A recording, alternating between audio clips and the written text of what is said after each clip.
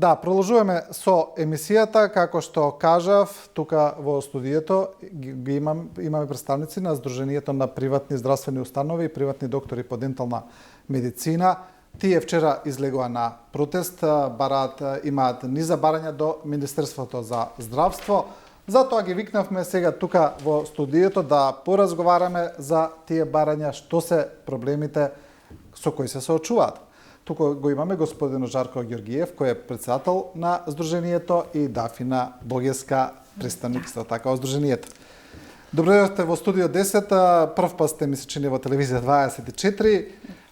Поради овој протест кој го организиравте, господине Георгиев, кажете ни зошто токму сега излегавте на протест, кои се вашите барања? Прво, добро ве најдовме, ви благодарувам за поканата, што ќе ни одвоите минути од вашата емисија и програма, да се обратиме на вашите гледачи, а наши пациенти и осигуреници.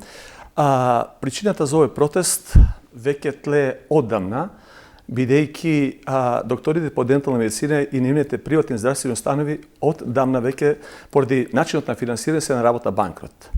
Ние се обидовме веќе на 3 пати, еднаш на 5 ноември 2019 година веќе го организиравме, го најавивме протестот, меѓутоа тогашниот министер Венко Филипче отвори преговарачки процес на први преговарачка група во кој што имаше наши представници на Фондот за здравствено осигурување и представници на Министерството за здравство. Остваривме 7 работни средби.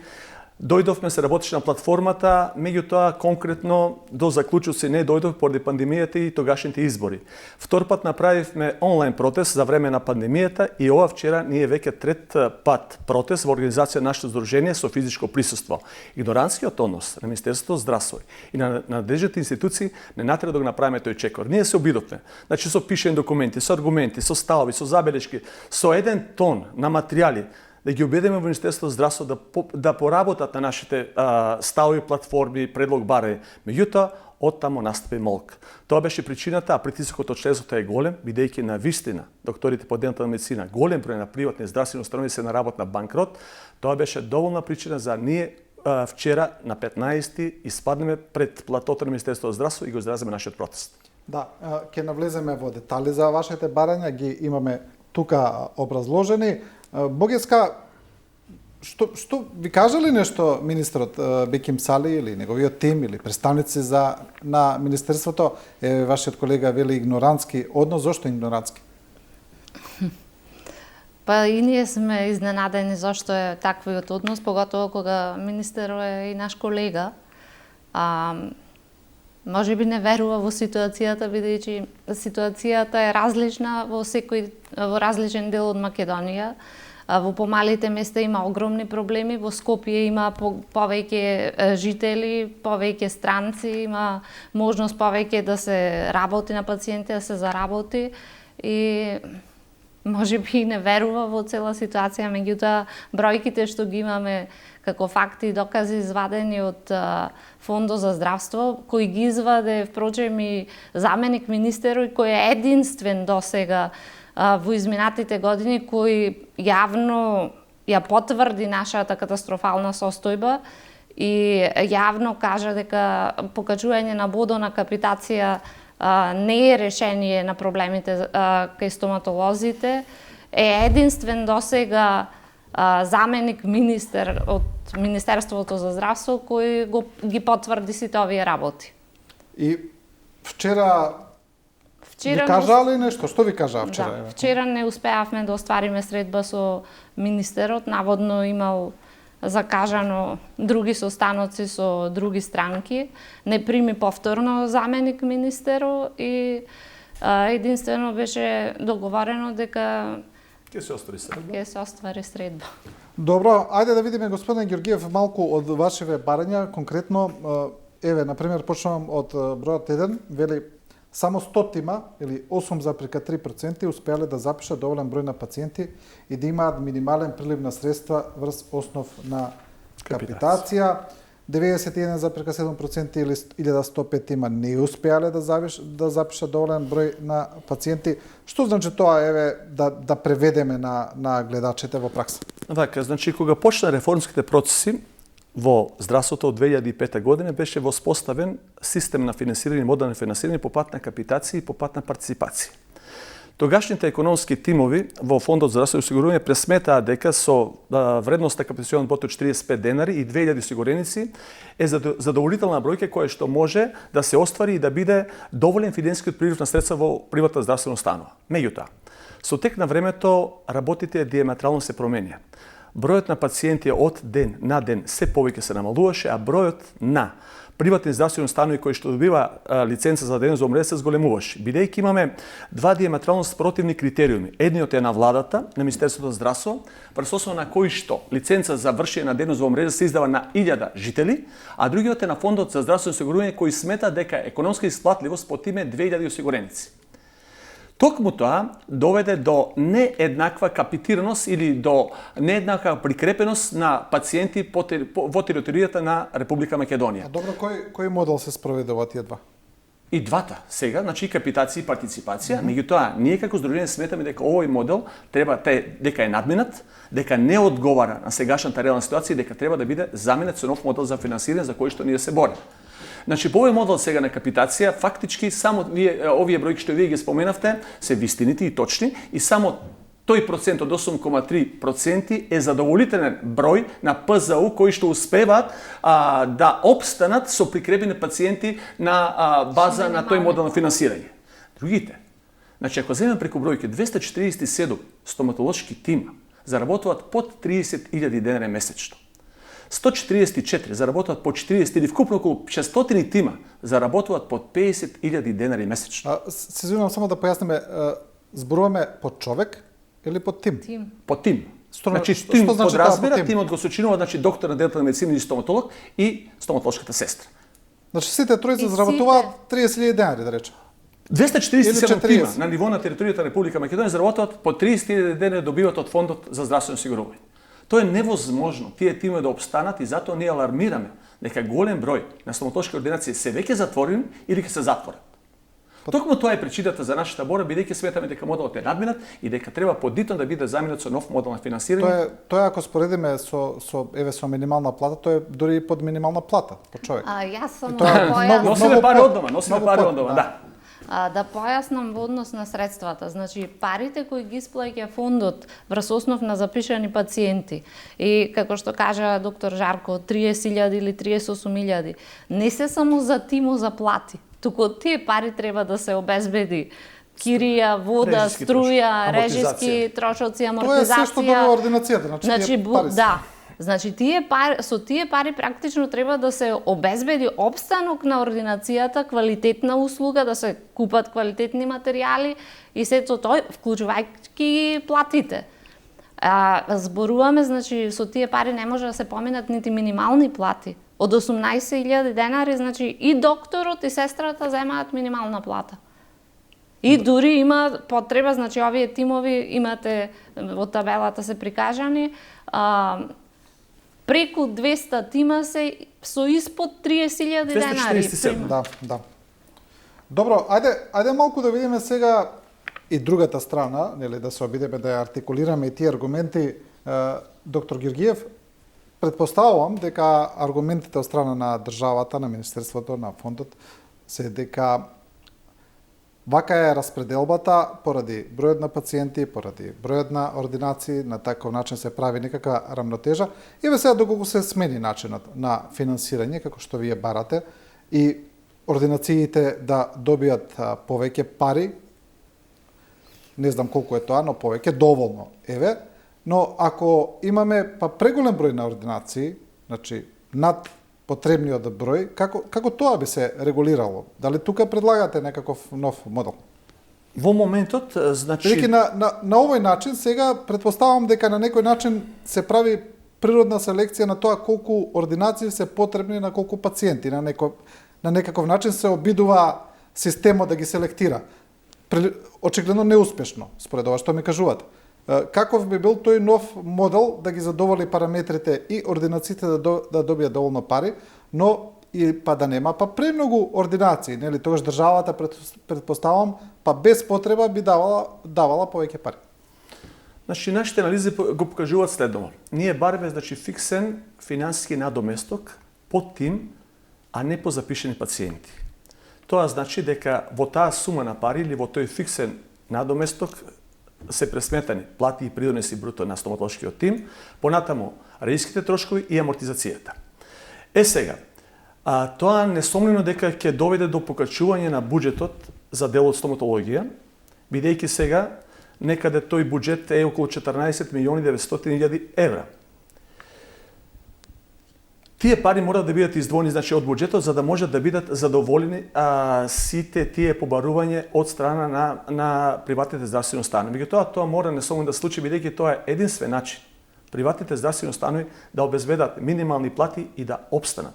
Бидејќи трендот, како што сега продолжува, тие два критериуми што ги спомнав на владата и на фондот, тие се диаметрално спротивни. Затоа ние понатаму ќе објаснуваме бареме оптимализација на таа мрежа.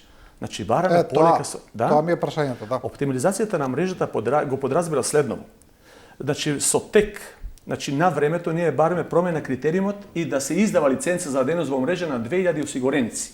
Меѓутоа тоа нема да важи за сите тие тими кои што сега во моментот екзистират и работат во мрежа. Тоа ќе важи, значи, за војдина. Можеби таа оптимализација ќе трае 10-15 години и таа ќе се оптимализира врз основа, значи, на пензионирање на носителите на дејност во тимовите, не дај Боже смрт, инвалидитет или пак од било која друга причина. Тоа што некои представници ако морат да се обидуваат да го протуркат и да шират лажни информации и лаги, дека со тоа ќе изгубат работа 600 тима, не е точно, бидејќи сите тими што се во мрежа се остануваат во мрежа. Тоа ќе важи, значи, за понатаму кога тој критериум ќе биде сменет, бидејќи пуставот ниту еден закон што ќе биде донесен не важи ретроактивно или ретроградно, или една стекнатото право, да кажеме на правниот субјект во овој случај на приватна здравствена установа, не може да ти биде одземено ако за тоа ти не даде самиот согласност. Така да со таа оптимализација на мрежа, можеби за догledно време, ќе се добие тоа што ние го бараме. Тоест, на територијата на Република Македонија, да кажеме на 1.500.000 и 800.000 осигуреници, да има адекватен број на тимови, 800-900, а не 1205 колку што се сега. Да. Меѓутоа за тоа ќе треба време. И со тоа ви ќе даваме јасна порака и на стоматолошките факултети, кои што во моментот ги има 3. Значи има 3 државни и 2 приватни, кои што секоја година прават хиперпродукција на стоматолошки кадар. И да не им даме лажна надеж на нашите колеги млади доктори по дентална медицина, дека ќе имат работа. Тоа нема да се случува, бидејќи иселувањето и намалувањето, да кажеме, на моките финансиска на граѓаните си го прави своето. Добро, ова е ми се чини една од ретките гранки на медицината каде имаме повеќе кадри него што не треба, бидејќи сите други се жалат дека има недостаток на кадри, тука имаме повеќе. Интересно ми е ова барање, претпоставам дека луѓето на ова ќе реагираат, треба да го објасниме. Велите да се напушти институтот матичен стоматолог. Што значи тоа? Како би функционирало тогаш во иднина, ако немаме матичен стоматолог?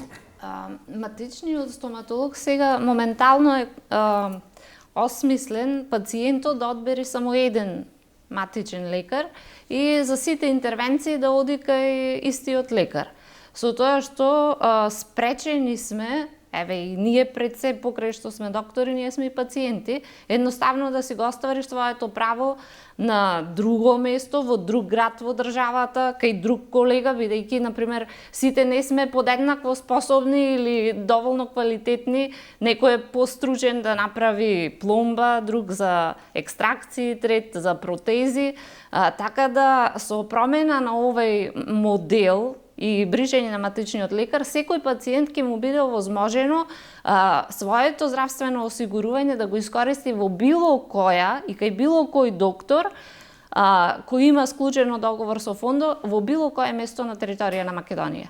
Значи нема да има ограничување, туку напротив ќе се даде поголема слобода на пациентите да изберат и да не биде злоупотребувано нивното право на избор, бидејќи сега поради потребата да ги запишат пациентите, кај стоматологот да се запишат, имаме 1000 нечестни работи кои се прават да се врзат пациентите на некој начин за некој стоматолог од партиски причини, по партиска линија да се запишуваат, да се оценуваат заради одредено работно место, заради проценка на тутун. Гледате, се сум слушнала, ова не сум го слушнала, ова ми е ново, дека постои дека и такви злоупотреба на правото на избор. Злоупотреби постојат, тоа навистина ми е чудно, да. Да, и едноставно и самите доктори се оценувани на некој начин, бидејќи ставени сме во ситуација да бираме дали да заработуваме за леп или да ја задоволиме желбата на пациентот, бидејќи некогаш вие свесни сте дека пациентите денеска одат на лекари и на лекарот му кажуваат дај ми ова или напиши ми ваков лек, ако не се отпишувам. И сега лекарите се буквално ставени во ситуација да бираат дали да го изгуба пациентот како пациент зашто не му удоволиле или стручно и совесно да ја заврши работата која треба да се заврши кај И не само тоа. Фактички со институцијата Матичен стоматолог се направи една стоматолошка арена. Ние сме веќе гладијатори. Сами меѓу себе колегите се испотепавме, со зимање, со давање на пациенти, така да веќе многу ретко е некаде во државата да начекате 4 стоматолога да седат на една заедничка маса. Да, но ми се чини дека со ова па што го предлагате, дека исто така ќе се создаде една силна конкурентност, но на друга база се разбира, на една пазарна логика. Тогаш значи дека стоматолозите ќе се борат со квалитет, со услуги, дека тие ќе морат едноставно да се докажат на своје поле доколку сакаат да ги задржат пациентите. Дека тоа ќе биде селекцијата. Синоќа во изјавата на председател стоматолошка комора, сега да не го вадам од контекст, рече дека со нашите барења фактички ние бареме пари без работа. Не е точно. Ако има некој попарзитарен модел на финансирање, тоа е сега моделот на матичен стоматолог. Како што вие рековте, значи со нашиот модел на финансирање ќе се створи здрава конкуренција, ќе се инвестира значи во стоматолошка опрема, ќе се инвестира во стоматолошки материјали квалитетни и на тој начин, бидејќи ние сега не го спомнуваме втори дел на финансирање. Втори дел на финансирање ќе биде партиципацијата, освен овој фиксен надоместок. А таа партиципација ќе бара да имаме прилив на пациенти во нашата ординација. А да ги привлечеме пациенти може да направиме добра услуга и квалитет. Бидејќи сега се случува јас во мојата ординација, например, може би имам преку 300 пациенти кои не се мои матични пациенти. Идат од други места, меѓутоа стрина, тетка, чичко, не знам кој како го запишале и парите на фондот одат во празно. Значи, баш како што рековте, ќе се створи еден здрав конкурентен начин на работа што ќе даде придонес во натамошниот развој на стоматолошката дејност. Добро, што значи тоа за пациентите? Претпоставам дека нив тоа најмногу ги интересира, ќе плаќаат ли повеќе? Дали вие според вашиот модел бараат услугите, значи таа онаа партиципација да биде поголема, дали повеќе пари ќе даваат? Значи, ако се прифати нашиот модел на финансирање кој е многу битен, поготово од еден друг аспект. Значи, ние сме доктори, извршуваме дејност од јавен интерес и кај нас ние треба да постоиме за да ги спречиме интервенциите, а не да заработуваме врз база на колку пломби сме направили или колку екстракции. Значи, овој сегашниот модел нема логика, бидејќи кој нормален доктор стоматолог ќе го жртвува сопствениот леп за да спречи интервенции кога знае дека парите треба да ги извади преку интервенции. Едноставно ние сме доведени во судрин на интерес. Затоа мора државата да обезбеди доволно средства за ние да имаме прилив на средства, да ја работиме совесно професијата од аспект да спречиме интервенции, а да интервенираме тогаш кога стварно треба да се интервенира. Да ги учиме пациентите на превентива, да спречиме да не дојде до интервенции. Тоа е најпозитивно и за пациентите. Добро, но сепак некако повторно не ми е јасно, ќе плаќаат ли луѓето повеќе според вас? Спрема пресметките кои ги направивме, бидејќи Фондот за здравство, согласно Законот за здравствено осигурување, дозволува само 20% од реалната сума на цената да се плаќа партиципација. Да. Во моментот таа не е изведена 20% од реалната сума, туку е нафрлена некоја сума без никаква пресметка. Ние сметаме дека дури можеби ќе се намали партиципацијата. Кога реално, согласно методологијата која имаме за пресметка на цена, секако под услов да се обезбеда овие фиксните средства. Добро. Имате тука и други барања, имате еден предлог за обезбедување на буџет, тоа го читам како да се обезбедат таа пари, но и ова е интересно воведување на нови методи во стоматологијата. Методи. На нови услуги. Па да, сега во пакетот на услуги кој што ни е даден од Фондот за здравствено осигурување има некои услуги за кои што сметаме дека се застарени. Значи, технологијата оди напред, стоматолошките вештини одат напред, стоматолошките материјали се развиваат, па затоа сега гласиономерните композити, понатаму машинската едодонција и има еден куп услуги стоматолошки кои што сега мора да бидат ставени во тој пакет, бидејќи тие се современи, тоа го барат пациентите и тие ќе мора да бидат партиципирани. Бидејќи сега тоа е, кажеме ги тоа на друг начин и не одговарат фактички на ситуацијата што ја работиме во ординација. Стеснен пакет.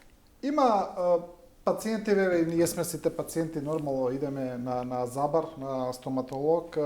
Има некојаш луѓето се жалат дека материјалите кои ги употребуваат стоматолозите дека не се толку квалитетни, дека пломбите им паѓаат, дека анестезиите кои им ги даваат не се добри и така натаму. Значи, претпоставам дали е ова дел од тие финансиски проблеми на ординациите или можеби некогаш и несовесно работење на дел од вашите колеги? Како би го оценил? Повеќе би го преферирал првиот дел. Бидејќи изворот на финансија е таков како што е и голем број на доктори по дентална медицина во своите приватни здравствени установи не можат да си приопштат, да кажеме, да купат скапи стоматолошки материјали. Сепак тоа го диктира, да кажеме, цената на пазарот. Бидејќи во договорот со фондот таму пишува да даме квалитетни услуги, меѓутоа вредноста капитализацијен бод што не е покачена или е покачена од 2005 година само 3 денари, не го дозволува таа. Бидејќи не почнем со 45 денари, сега е вредноста 48, помина 17 години. И е покачен само 3 денари вредноста капитализацијен бод. Со тие пари, со 3 денари разлика, а 17 години помирани, едноставно е невозможно да се набави целокупната стоматолошка опрема и тие стоматолошки материјали квалитетни. Има ли пропозиции, сега не знам, јас не сум стручен толку на тоа поле, каков треба да биде квалитетот на тие стоматолошки материјали? Има ли од фондот нешто такво или нема? Квалитет. Така е напишено во договорот, квалитет. Само толку. И бесконечно се дават услуги. Нема пропозиции, на пример, таа нема градација, нема каква градација. да биде, што треба да биде. Ниту па има разлика од цена бела, црна пломба и тоа. И затоа е, значи, таа разлика на тоа што го добиваат после луѓето. Апсолутно. Има богеска некое верување кај граѓаниве, кај луѓето, ајде онака да се изразам народски, дека стоматолозите се полни со пари. Па кога слушаме колку чини изработка на вакви заби, онакви заби, значи зборуваме кога се плаќа приватно, нели? И дека тоа се некои цифри кои така им личат многу некако. И така, мислам дека и веројатно и ова што го спомнавте вие, затоа и многу студенти се запишуваат веројатно на стоматологија, мисла дека тоа е добар извор на приходи, но според ова што вие ми го кажувате сега, ми се чини дека не е баш така. Или не е за повеќето, можеби некој се, но ситуацијата е тотално спротивна, значи протетиката која, да речеме, релативно за наши услови е скапа, ја можам да кажем дека е ефтина, бидејќи таа сума што ја наплаќа стоматолого се дели на два. Бидејќи техничарот кој е во техника кој се изработува дело го зема пола тој, пола останува за докторот. А неколку фази при интервенцијата се што предизвикува огромен трошок што на крајот за докторот таа сума што ја зема од протетика понеисплатлива е него ли да направи пломба, да речеме. Сега има голем проблем кај нас со бројот на пациенти, со населението, потребата за стоматолог, бидејќи нашите услуги не се со толкава голема потреба кај пациенти како кај општи лекар што имаме потреба. Кај нас, например, се иди еднаш годишно, еднаш на 4, еднаш на 5 години и немаме толкав обрт на интервенции. Едно е тоа проблем, друго е проблем бројот на осигуреници, не се сите со активно осигурување, од запишаните пациенти не се акумулира доволно средства да се покријат овие сите трошоците кои ги имаме во ординацијата, а за илустрација можам да ви кажам дека бројката која спомнавте на почеток, 91,7% се тимови кои не можат да обезбедат средства за да поминат нити минимални плати од 18.000 денари. А за плата некоја согласно колективен договор за здравство, да речеме за доктор 30.000 и 20.000 за сестра, потребни се 124.000 денари по тим. И затоа ни е таа земена како една основна плата за да се мислам 18.000 Да, е... конкретно пак не можеме да кажеме дека нема и богати стоматолози. Овие таму што вие ги спомнавте проценти, тоа е така. 2,5%. Значи 8,3%. Еве, сега јас видам уште поискам да кажем мојата ординација капитира на 2000 пациенти. Значи мојата борба не е за мојата ординација. Мојата борба е за нашите деца, за едината на сите млади стоматолози, за едината на сегашни стоматолози. Значи, ова другата бројка е сигнификантна. Она покажува нешто сосем друго лице на стоматологијата. А тоа е дека има доста сиромашни стоматолози. И нашите, да кажеме, мејлови и нашите телефони се полни со пореки. И тоа жалосни пореки. Луѓето едноставно на рап на банкрот, сака да се од државата. Ако веќе нашите интенции, нашата заложба е да се бориме за секој граѓанин, посебно високообразован граѓанин, тогаш мораме преку здружението да направиме се што можеме да го оствариме пред нашите предолбарања. И на крајот на кришта, ако вие се сеќавате во изборната програма на партијата СДСМ од владеечката коалиција во делот за здравство, значи они барат реформи во моделот на финансирање. Едноставно институцијата мачите стоматологија е веќе издржана, таа е веќе помината и таа мора да замине во историјата. Добро, спомнавте вие на почеток кога кажувавте за министрот како не ве разбира. Чудно ви ли е, еве на вас, дека министрот не ве разбира, кој самиот има исчинија стоматолошка ординација, така, дека самиот е стоматолог, и сега токму он не ги разбира вашите проблеми или можеби го сметате тоа за политика, тоа е?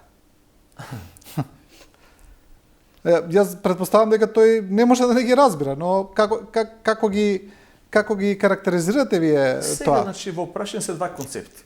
Едниот е мачиот стоматолог, а другиот е нашиот концепт. Сега зависи нашите ПЗУ на која страна тежат. Значи, ако некој има капитирано пациенти над 2000, тогаш му одговара да биде концептот мачиот стоматолог, бидејќи покачување од 5-6 денари, вредност на капитирани бодки му ја дигне финансиската состојба во ординација за 230 евра месечно, што не е малку. Меѓутоа ние се бориме за другите, за тие другите 90%. Тоа е и дополнителен проблем, зашто и заменик министерот веднаш го забележа дека е така. Проблемите не се решава со покачување на бодот, бидејќи тие што има запишано пациенти, му се зголемува енормно сумата, а тие што нема повторно не може да дојдат до овој минимумо на средства за да му функционира ординацијата. Сега кога гледаме од аспект на потребата на стоматолошки тимови, ние имаме оддалечени места, селски средини каде што неопходно е да има тим. Како да отвори некој стоматолошка ординација во место каде што е понедостапно, каде што има помалку жители, ако тој не може да оствари никаков приход од таму? И имаме проблем и со мрежата по однос на отворени, сконцентрирани се ординациите на едно место каде што има голем број на жители, конкретно во градовите, во места каде што и на едно место сконцентрирани и недостапни се за пациентите. Доколку се смени овој модел и се обезбеда фиксни средства, тогаш нема да има проблем и тогаш министерство може слободно да каже дека довде е забранета мрежата за во овој град или нема потреба од нов тим, имаме потреба да ставиме тим во некоја рурална средина. Еве, еден од коментарите, јас ќе прочитав, отприлика за ова што го зборувавме, за истото коментира гледачот, вели, јас имам пломбирано 2 заба во 1987 година и се уште се тука, а вели сегашните пломби паѓаат за 6 месеци. Ова е отприлика она преска, предмалку што ве прашав за тоа што мислат граѓаните. Предпоставам дека ова сума сумару е колку пари толку музика, дека недостатокот на финансии во сите тие ординации и целиот тој магепсан круг на немање на средства доведува до тоа и до пад на квалитет. Добро, тоа е сега веќе ако коментираме како професионалци, значи зависи индикацијата кога е ставена пломбата, која класа. Да, може би индивидуален пример. Ако ставил колегата пломба прва класа амалгам 87 година таму ќе му трае. Меѓутоа ако ставил да кажеме на некој деструиран за пломба, нема да трае толку многу, така да меѓутоа факт е дека приватни финансиски средства го диктира квалитетот на работата и на материјалите. Али и моментот дека треба да заработиш баш интервенција. Во тоа нема дилема. Да, па Значи- тоа е поврзано се, да. Поврзано е, да. Ако сакаш да ти се враќа пациентите, Мора да работиш квалитетно. Да. да немаме потреба, значи, од финансиски средства, да се обезбедени од државата, значи никој нема да сака да му се врати пациентот, значи секој ќе обрани внимание за да се сработи како што треба. Да, имаме уште еден проблем. Вие ми се чини дека тука имате нешто, зборувате и за комуникација со секундарно и терцијарно здравство. Она што ние па го знаеме од друга страна од пациентите дека имаат проблем, да речеме, со закажување на термини на специјалисти, дека не можат. Еве, и јас лично сега се соочив со тоа, со банален пример, со ќерка ми во училиште треба да ја запишеме, па требаше термин стоматолог, нели, тоа да ја прегледа. Немаше термин, едноставно, па отидовме на приватен, извадивме, бевме принудени, но и за посериозни проблеми, за посериозни интервенции нема термини. Вие сега не сте таму, вие сте од другата страна, но сепак имаме ли некаква слика што се случува, зошто е тоа така? Значи, во нашето здружение членуваат и членки кои што се ПЗ од секундарна стоматолошка здравствена заштита. Во моментот, на тие колеги има ускратено правото да издават боледување, да издават упати, да пишуваат рецепти. Значи, институцијата аматирски стоматолог тоа го модерира другачи. Значи, колегата, што е орален хирург или што е ортодонт, тој мора да го допрати пациентот до матичниот стоматолог, за да може да му се напише рецепт или да му се даде упат. Така е поставен системот. Сега ние бареме да кажеме во понатамошниот тек да има измени во законот и сите тие колеги од стоматолошка здравствена секундарна дейност го добијат тоа право, бидејќи тоа е бенефит не само за приватни здравствени установи, него и за пациентите, како што рековте и вие. Добро, но имаме ли објаснување зошто нема термини, зошто нема, дали имаме недостаток на специјалисти или некој друг проблем е, зошто немаме специјалистички термини?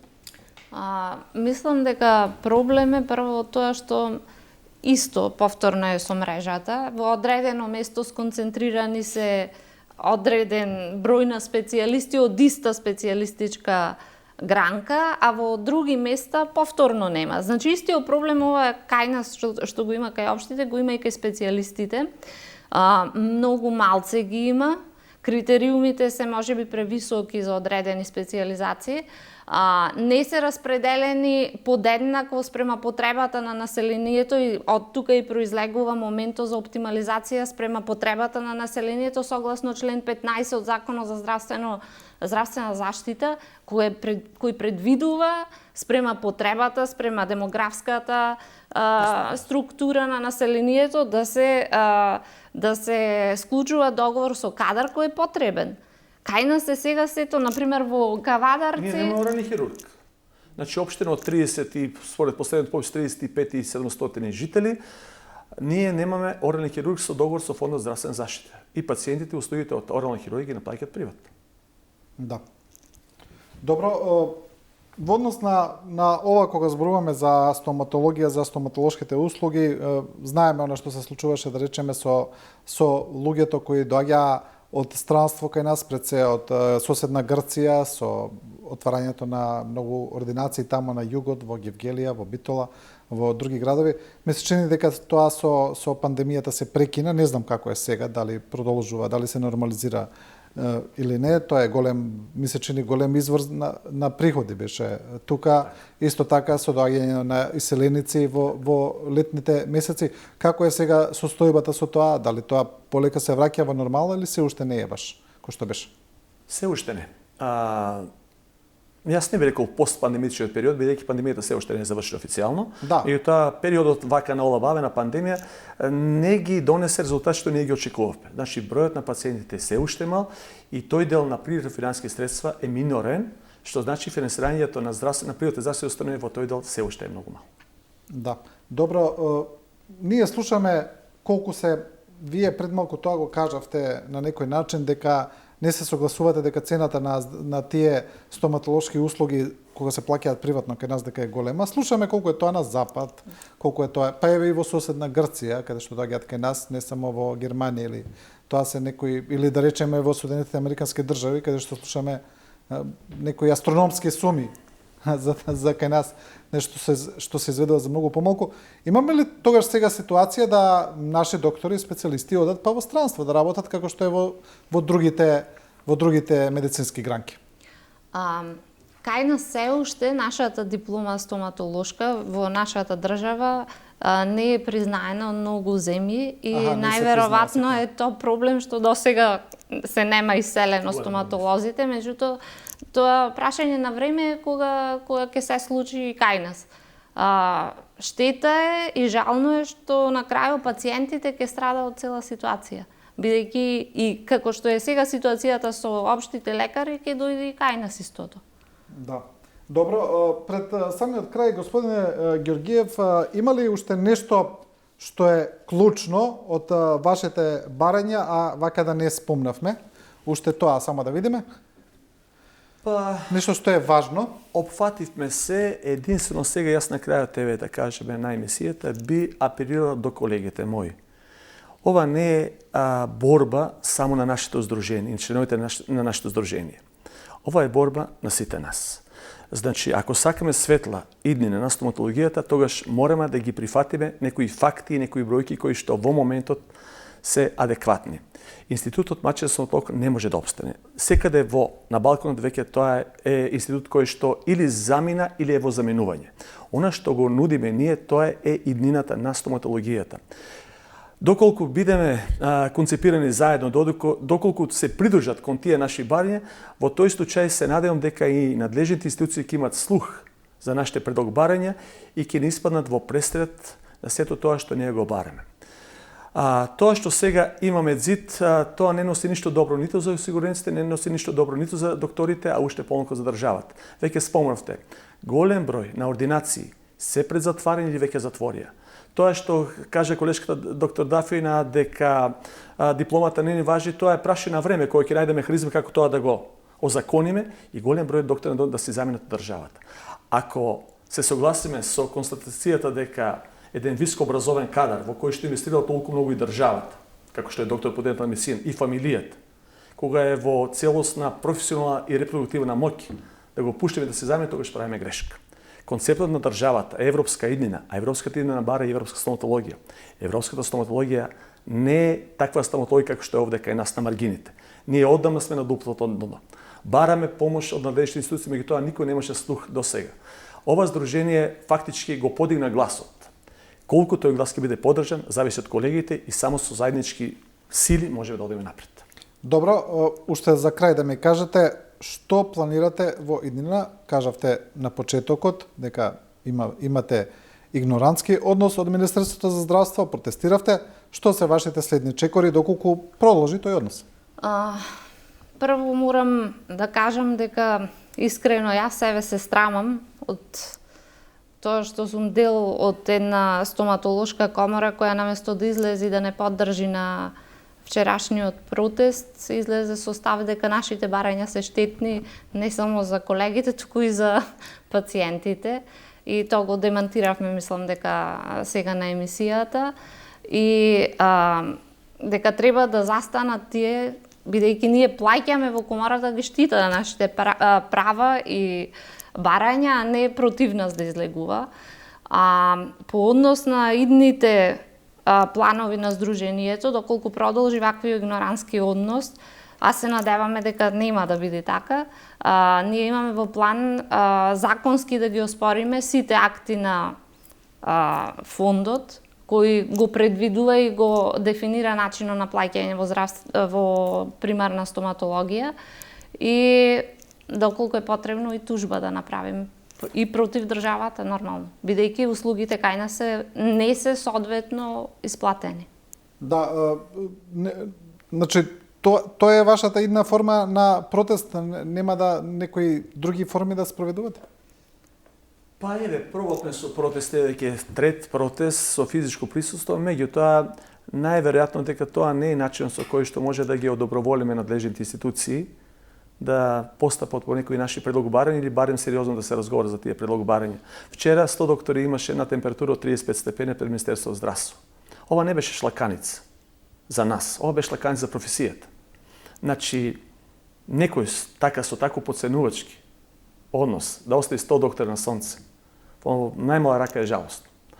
Сдруженијето на приватни здравствено-толшки установи и доктори на дентална медицина е единственото релевантно сдружение со легитимитет кој што ќе се бори за приватните здравствени установи и за приватните дентална медицина. По законот за друштвени фондации ние сме за тоа регистрирани. Тоа е наша статутарна цел и определба и ние нема да отстапиме од тоа. Ќе се бориме до крај, се надевам дека колегите ќе ги сватат манипулациите што се прават со нив и ќе бидат на кривијата на вистината и сите заедно ќе направиме да биде подобро утре и за стоматологијата, и за пациентите, и на крајот на крајшта за државата. Морам да ве прашам како председател на Сдруженијето во однос на стоматолошката комора, вие сте изненаден од нивниот став што на некој начин ги негираат вашите барања, што одат контра нив и зошто мислите дека го прават? Не сум изненадан. Зошто мислите дека имаат таков став? Јас реков, кој кај ќе се најде во тие проценти, во 8,3 или во 91,7? Па добро, претпоставам дека во стоматолошката комора има исто така различни профили. Не верувам дека сите се од тие што заработуваат добро. Јас пак ќе потенцирам, значи ние сме стоматолошка комора.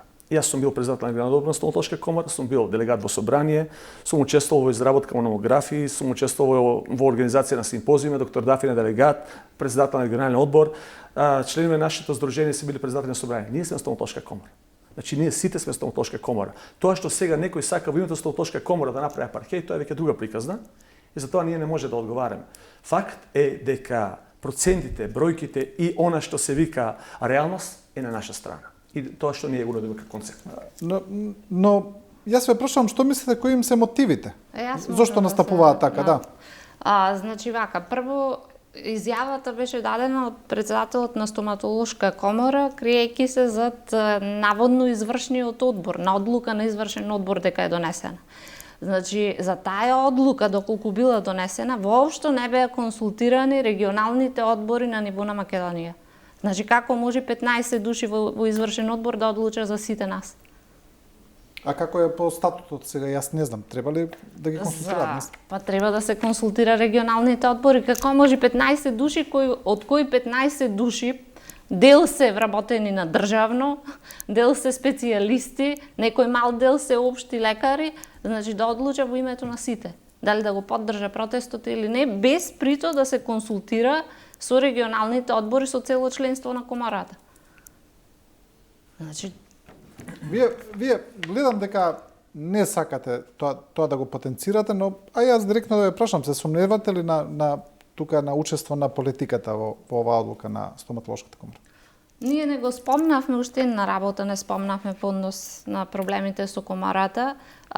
Ние имаме основано сомнение за злоупотреба на јавните овластувања од страна на комората и пријавено е во Министерство за здравство.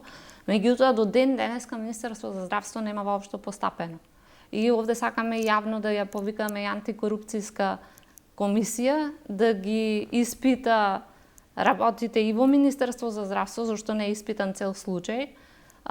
Станува збор за некои лични интереси и на некој...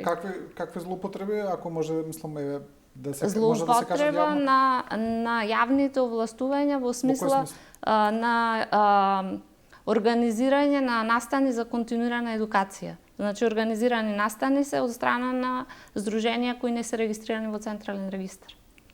Не постојат организирани настани? Да.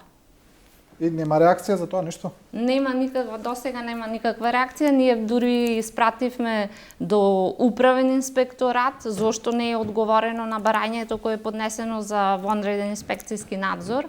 И дури управниот инспектор има опомена према нив во Министерство за здравство и едноставно комората делува како продолжена рака на Министерство за здравство, бидејќи и фактички извршува дел од овластувањата на Министерство на здравство. Добро, јас тоа ве прашувам, доктор Георгиев, вие се сомневате ли исто во тоа дека оваа одлука на стоматолошката комора е всушност во насока на некој начин да застане на страната на Министерството на здравство, да му даде легитимитет во неговиот став наспроти вашиот, бидејќи од една страна излегуваат стоматолози да протестираат, од друга страна една легитимна организација на стоматолози вели не е така, ние не се согласуваме. Јас пак ќе кажам и по трет пат. Ние сме единствен легитимен представник на приватните здравствени установи, приватните доктори на дентална медицина. Комората нема легитимитет да расправа за работи за кои што има исклучено ние како ПЗО со Фондот за здравствено осигурување. Кога ќе погледнете договорот со ФЗО, таму пишува приватна здравствена установа, директор и директор на Фондот за здравствено осигурување. Значи, вие комуницирате како директно инволвиран субјект тука. Апсолутно. Да. Во комората членуваме како индивидуални, како доктори, како физички лица. Значи комората не може да преговара во име на трето лице, не може во име на фирмите да преговара кога ние не членуваме. Бидејќи ние да кажеме како ПЗО си ги штитиме правата на работодавците, државата ги штита правата на осигурениците. Каде е тука комората? А министерство избира и фондо избира да преговара со комората. Комора кој што има јавно властување и кое што, да кажеме, голем дел финансите средства ги прибира по пат на тие јавно властувања, како лиценца, обновување лиценца и така натаму и така натаму. Да. Значи нема логика. Добро, ви благодарам на ова гостување. Мислам дека разјаснивме доста работи за гледачите, бидејќи знаете, едно е кога ќе излезете на протест, па тоа ќе се слушне минута-две на вести, ќе се кажат главните работи, но сепак сосема е понекогу кога ќе се навлезе во суштината на проблемот, можат луѓето да добијат многу подобра представа и слика за тоа. Нашата професија е хубава професија, зарем може некој и на крај памет не ни паѓа да помисли нешто лошо за нашите пациенти. Се што правиме, се што бараме е во интерес на пациентите, бидејќи ако ја гледаме дефиницијата за здравје, како една состојба на потполна физичка, психичка и социјална благосостојба, ние ги обезбедуваме сите три компоненти на граѓанинот на Република Македонија, тоест на нашиот пациент, тоест на осигуреникот на Фондот за здравствено осигурување. Значи, насмеен граѓанин, стекен граѓанин е бенефит и е идеја за државата. Ви благодарам уште еднаш за ова учество, почитувани. Ќе продолжиме со емисијата, продолжуваме со Оливер Пап, организатор на детскиот фестивал Поточиња. Правиме една кратка пауза за реклами и продолжуваме.